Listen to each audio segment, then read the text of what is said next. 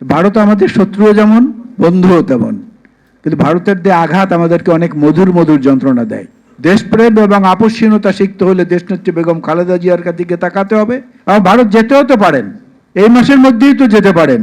সন্তানদেরকে জিম্মি করে অত্যাচার করে টেলিফোনে তাদের যন্ত্রণার চিৎকার বেগম খালেদা জিয়াকে শুনিয়ে যখন তাকে পোষ মানানোর চেষ্টা করা হয়েছে যে এই অবৈধ সরকারকে সমর্থন দেন, আপনি থাকেন, আরেক নেত্রী যখন বিদেশে চলে গিয়েছিল তখন তিনি দেখিয়েছেন যে মাতৃত্বের চেয়ে নেতৃত্ব তার কাছে অনেক বড়।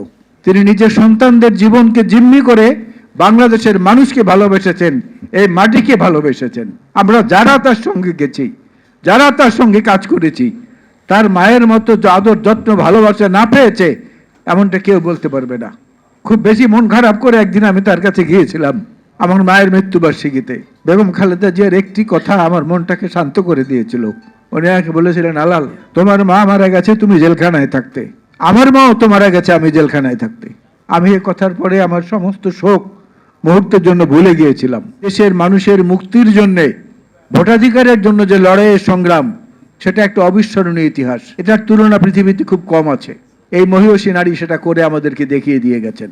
আদর্শ শিখতে হলে শহীদ জিয়ার দিকে তাকাতে হবে, দেশপ্রেম এবং আপসহীনতা শিখতে হলে দেশনেত্রী বেগম খালেদা জিয়ার দিকে তাকাতে হবে। সাধারণ জীবনযাপন করে অসাধারণ কর্মকাণ্ড করা যায় সেটা দেখতে হলে জনাব তারেক রহমানের দিকে তাকাতে হবে।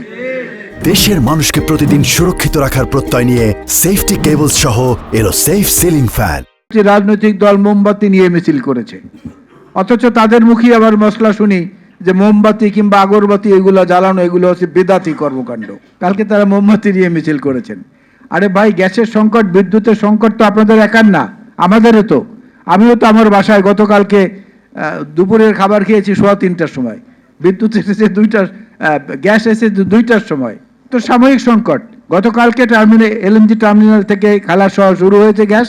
2-1 দিনের মধ্যে ইনশাল্লাহ গ্যাসের পরিস্থিতি যেটা সেটা উন্নত হবে। বিএনপির অগ্নি পরীক্ষাটা শুরু হয়েছে আরও আজ থেকে 19 বছর আগে, 2007 সনে।